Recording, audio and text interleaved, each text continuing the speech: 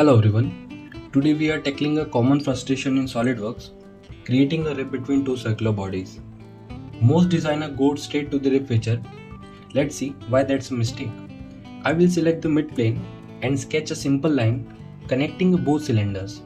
Now, when I jumped into the feature ribbon and select rib, I will set my width to 10 mm. When I hit OK, we get a rebuild error.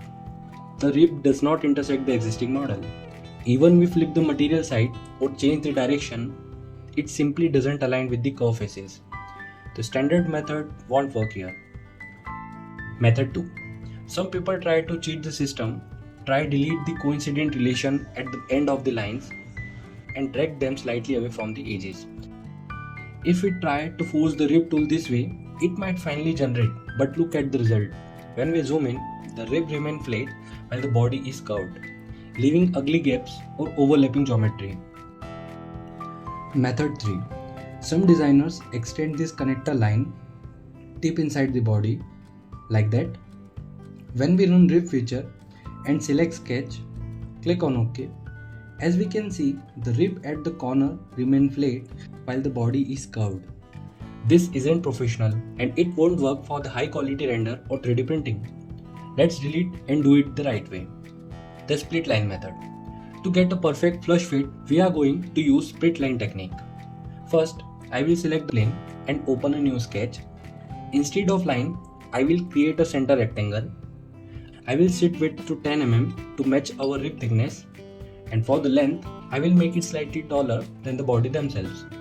Let's go with 150 mm. Now, exit the sketch. Next, we go to the curves and select split line. In the property manager, ensure the type is set to projection. In the pink box, we select our rectangle. In the blue box, we select the outer face of first cylinder. Hit OK. You can see the rectangle has now wrapped perfectly onto the curved surface. We need to repeat this for the second body.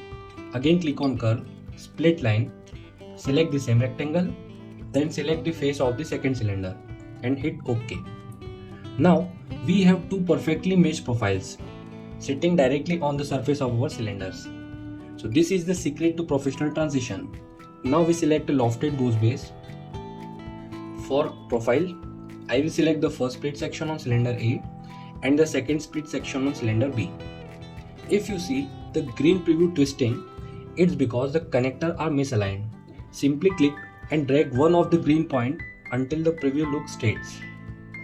Click OK. Look at the result. The rib now follows the exact curvature of both bodies. It's perfectly flush, structurally accurate and looks professional. So this is the most reliable way to handle complex rib geometry in SolidWorks. If this split line trick just added value, please subscribe to Mech Motion. We are building a library of these pro tips to help you master sketching, modeling and animation. If you are stuck on a different problem, leave a comment below. I did solve it in a future module. Happy modeling.